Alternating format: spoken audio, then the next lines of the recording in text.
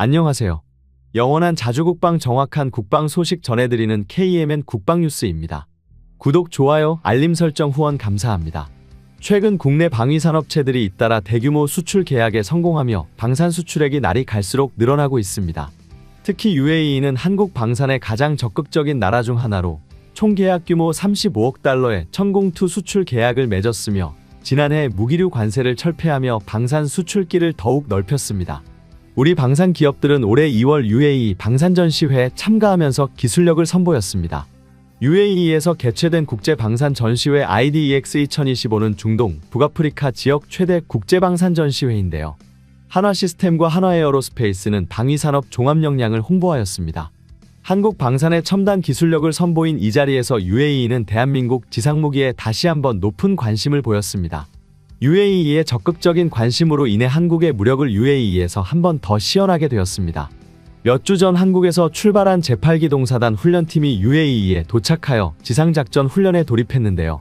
이번 훈련에는 대한민국 지상군을 대표하는 K2 전차와 업그레이드된 K9 자주포, K21 보병전투장갑차 등의 강력한 장비가 대거 동원되었습니다. 특히 주목할 점은 UAE 측이 K600 장애물 개척 전차에 참여를 직접 요청했다는 사실입니다. K600 전차는 실제 전투 환경에서 지뢰밭을 신속하고 효과적으로 제거하고 장애물을 치우는 데 특화된 장비로 이전에도 우크라이나 측에서 요청한 바 있어 국제적으로도 큰 주목을 받고 있습니다. 물론 현대전에서 기동성과 안전성이 중요한 요소임은 분명하지만 지뢰 지역이 많지 않은 UAE에서 K600을 요청했다는 점은 다소 의외로 보일 수 있습니다. 그래서 오늘은 대한민국의 군사적 역량을 마음껏 자랑할 기회. UAE 연합훈련의 현장과 함께 UAE가 K600 장애물 개척 전차를 원하는 이유를 심층적으로 분석해 보겠습니다. 지난 9일 진해항을 출발한 우리 군의 4,900톤급 상륙함 천자봉함이 약 3주간의 항해 끝에 UAE의 자이드항에 도착했습니다. 이후 10일부터 20일까지 UAE 해군과 함께 본격적인 훈련을 실시하게 되는데요. 이번 훈련의 핵심 목표는 크게 4가지로 정리할 수 있습니다. 첫째, 연합작전 수행 능력 강화. 둘째, 사막 지형에서의 전투력 검증. 셋째, 무기체계의 실전 배치 평가. 넷째, 미군과의 군사적 신뢰 관계 구축입니다. 요약하자면 UAE군과의 협력을 통해 다양한 전장 환경에서의 전술적 대응 능력을 향상시키고 특히 사막 지형에서 한국 지상군 무기체계가 얼마나 강력하고 효율적으로 운용될 수 있는지를 검증하는 것이 주요 목표입니다. UAE의 다양한 지형에서 기계화 부대의 기동성과 화력을 테스트하는 이번 훈련은 향후 중동 지역 작전 전략을 수립하는 데 중요한 자료가 될 것입니다. 또한 한국 무기의 개선점을 찾는 계기가 될 것으로 기대됩니다. 이번 훈련에 투입되는 장비로는 K2 전차, K9 자주포, K21 보병전투장갑차, K600 장애물 개척 전차 등이 있으며 육군은 전차 및 포병 전투사격과 기동훈련을, 해군은 전술기동 및 헬기 협력훈련을, 해병대는 도시 지역 모의훈련장에서 전투훈련을 수행하게 됩니다. 특히 K2 전차의 최대 유효사거리 사격, K9 자주포의 최대 발사속도 사격 등 국내에서는 경험하기 어려운 실전 훈련도 진행됩니다. 무엇보다 이번 훈련은 국산 무기체계의 성능 시험과 함정 공개 행사도 포함되어 있어 방산 수출 확대에도 중요한 역할을 할 것으로 보입니다. 특히 K21 보병전투장갑차는 원거리 표적 사격 능력을, K600 장애물 개척 전차는 모래 지형에서의 기동성과 장애물 개척 능력을 평가받게 되는데요. K2 전차의 경우 UAE가 직접 요청한 장비라는 점에서 도입을 앞두고 실전 검증을 진행하는 과정이라 해도 과언이 아닙니다. K600 장애물 개척 전차의 운용 담당자는 언론과의 인터뷰에서 이번 훈련은 사막 환경에서 무기체계의 운용 성능을 확인할 수 있는 절호의 기회이며 한국산 장애물 개척 전차가 사막 지형에서도 효과적으로 운용될 수 있음을 UAE 군에 보여줄 수 있도록 최선을 다하겠다 라고 자신감을 드러냈습니다. UAE가 K600을 특별히 요청한 배경에는 이란과의 지역 긴장 고조, 무장 세력의 지속적인 위협 등 전략적 요인이 자리하고 있습니다. 이를 통해 UAE는 자국 군사 능력의 K600을 통합하여 방어태세를 강화하고 변동성이 큰 중동 지역에서 강력한 방어력을 유지하려는 의지를 대외적으로 과시하고 있습니다. 이번 훈련이 개최된 배경 역시 UAE 측의 요청에 의해 추진되었습니다. 한국산 무기의 우수성에 감탄한 UAE 지상군 사령관이 직접 방한하여 국방부 관계자들에게 훈련을 제안하면서 구체화된 것으로 전해집니다. 한국과 UAE군은 이번 훈련을 통해 실질적인 전술 교류와 협력 수준을 끌어올리고 대테러 작전, 사막 환경에서의 기동작전, 해상 수송 보호 등 다양한 시나리오를 적용하여 훈련할 예정입니다. 대한민국 군은 맞춤형 훈련을 통해 한국군의 대응 능력을 강화하고 UAE군과의 상호 교류를 통해 새로운 전술적 노하우를 축적할 계획입니다. 이미 UAE는 한국의 천국 미사일 방어 체계를 도입하며 한국 무기에 대한 높은 신뢰를 보이고 있습니다. 여기에 K9 자주포, 천무 다연장 로켓, K808 장갑차 등 다양한 한국산 무기체계가 UAE의 군사 전략에 어떤 이점을 제공할지 다방면에서 검토되고 있습니다. 권력의 속성은 공백을 허용하지 않습니다. 미국과 러시아가 방산 시장에서 중동에 대한 영향력을 줄여가는 상황에서 한국과 같은 신흥 방산 강국들이 부상하고 있는 것이 현실입니다. 불과 얼마 전까지만 해도 중동은 대한민국 방위산업에 있어 불모지에 가까웠습니다. 하지만 최근 사우디아라비아, 카타르 등을 중심으로 대한민국의 첨단 무기가 적극적으로 도입되고 있으며 UAE 또한 2023년부터 300억 달러 약 37조 원에 달하는 대규모 투자를 발표하고 방산 분야를 포함한 다양한 협력을 체결했습니다. 총 160조 원 이상의 대규모 투자가 대한민국 기업에 열려있는 셈인데요.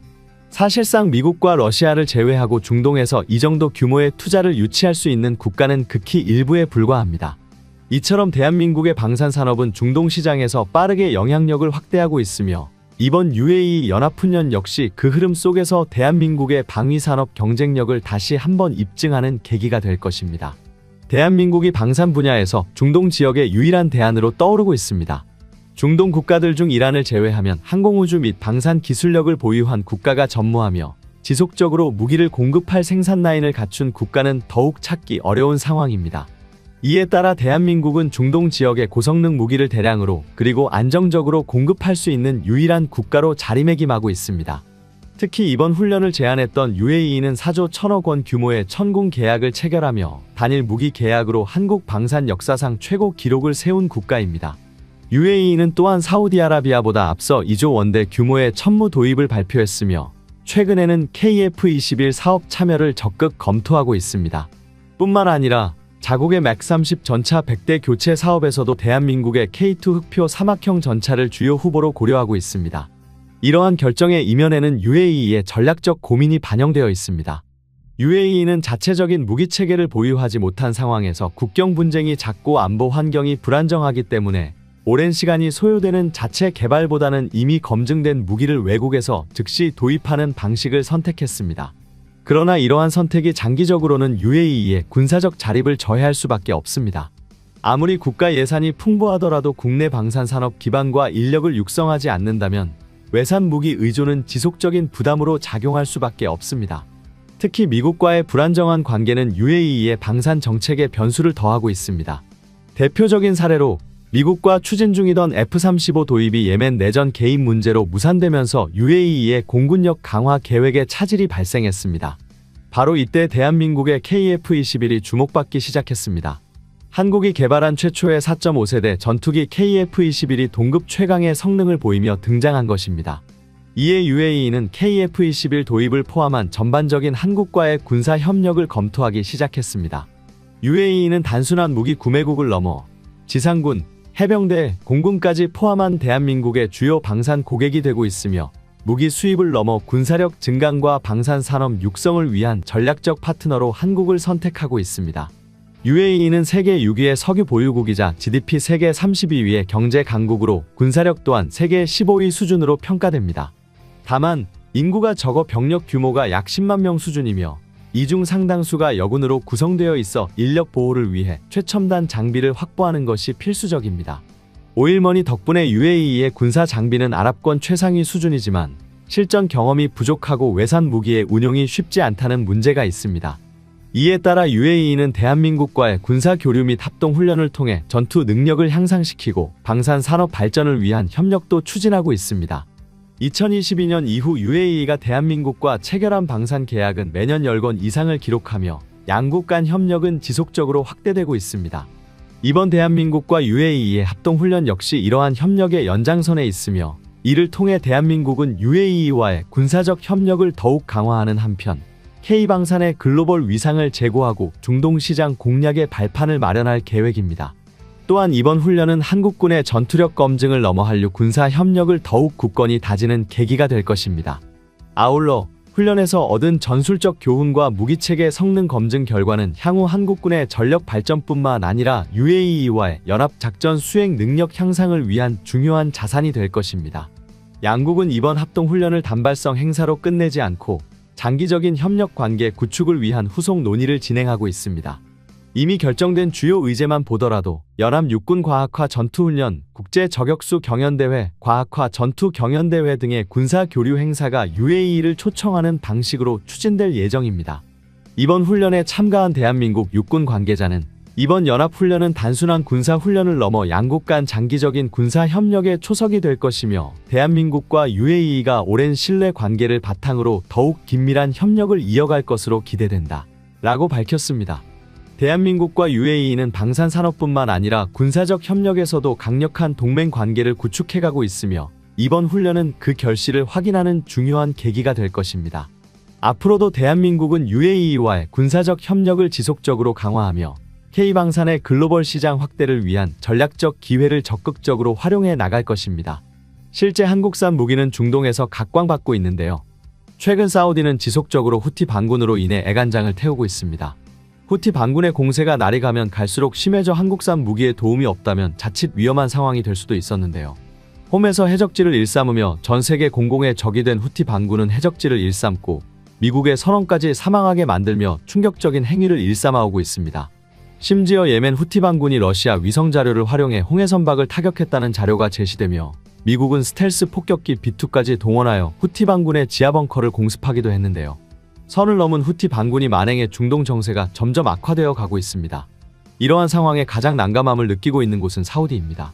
빈 살만 집권 이후 사우디는 이란과의 관계를 정상화하고 중동 정세를 안정화시켜 경제 발전에만 집중할 계획이었지만 이스라엘 하마스 전쟁으로 인해 모든 게 수포로 돌아갈 위기에 처했습니다.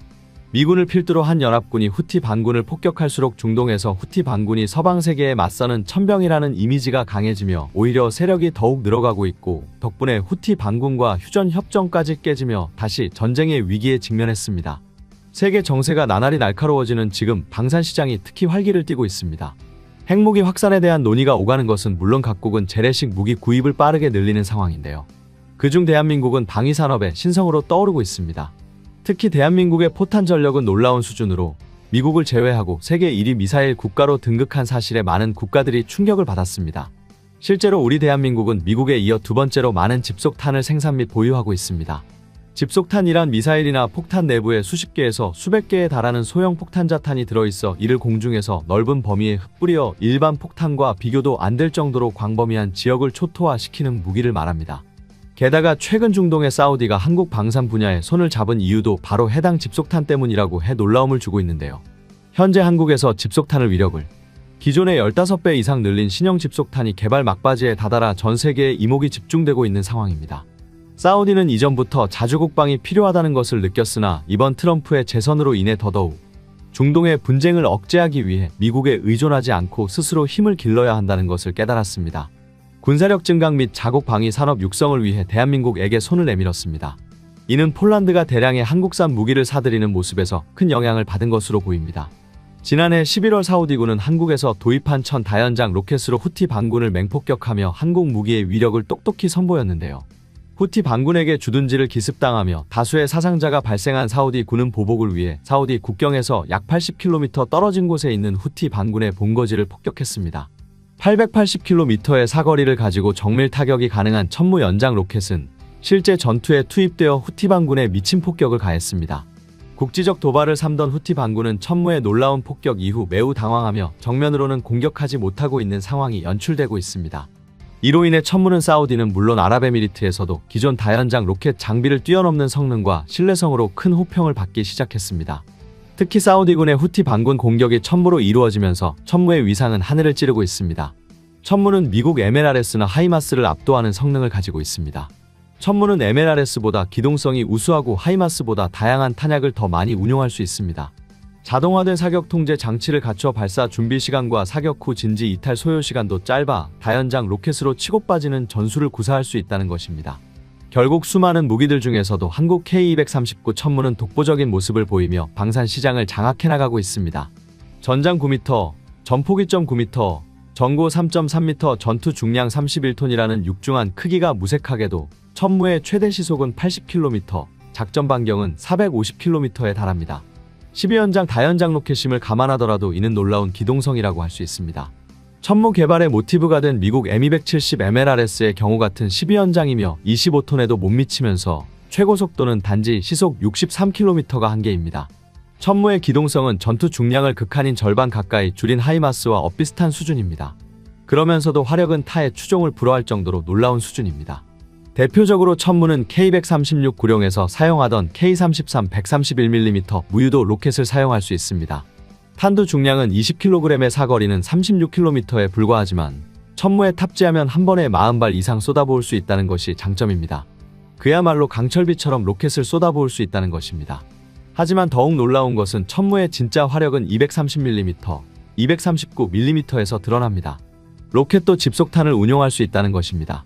독자 기술로 개발한 불발률 1% 남짓의 자탄을 탑재하면서 안정성과 파괴력을 두루 갖춘 천무는 집속탄이 아닌 단일탄도를 발사하더라도 239mm 로켓은 표준 사거리 80km에 콘크리트 구조물 60m를 관통할 수 있는 어마어마한 위력을 갖추고 있습니다. 심지어 239mm 로켓은 덕티드 로켓 추진기를 탑재해 사거리를 200에서 250km로 늘리는 연구까지 성과를 내고 있습니다.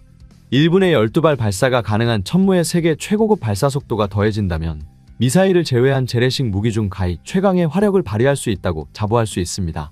이에 더해 KTS-SM2로 이어지는 400mm, 600mm 전술탄도 미사일과 10호원 체계로 대표되는 지휘, 사격 통제 체계, GPS 연동 기능, 신호정보 연동장치, 유도 및 제어 시스템 덕분에 12m 수준의 초정밀 교전까지 가능합니다. 사실상 천무의 육중한 무게로 인해 공중 수송이 어렵다는 점을 제외하고는 단점이 없다고 할 수 있을 정도로 완벽한 완성형 다연장 로켓이라고 할 수 있습니다. 원래 한국군은 KTS-SM으로부터 천무에서 운용할 계획이었지만 천무를 수입한 아랍에미리트의 요청으로 천무도 사격이 가능하도록 개량이 진행되었고 폴란드와 사우디의 KTS-SM에서 운용이 가능한 개량형 천무가 된 것이 확인되었는데요.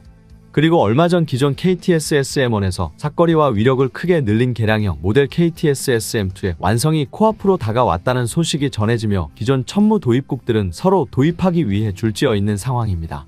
KTS-SM은 약 180km 사거리를 가지고 있으며 지하 범퍼까지 관통이 가능한 침투 관통형 여러 입력탄두를 탑재하고 있어 북한의 장사정포 갱도 진지와 펑크를 파괴하는 데 최적화된 미사일입니다.